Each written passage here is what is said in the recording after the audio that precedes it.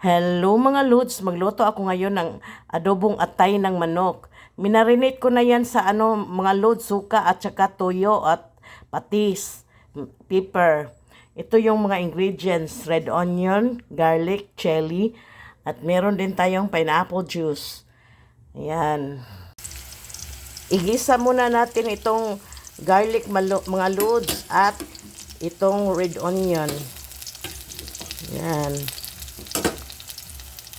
Ayan, ginisan muna natin itong red onion, garlic, at saka chili. Ilagay natin itong marinated na atay ng manok.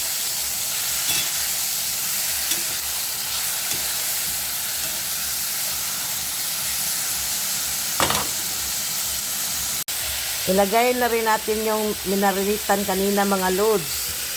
Ayan. Yung toyo, suka, at saka pepper. At ito ring pineapple juice ng pineapple tidbits. Sabaw yan. Ayan. Antayin lang natin ng ilang minuto mga loads. Ayan, kumulo na mga loads. Antayin na lang natin mga 20 minutes. Luto na yan.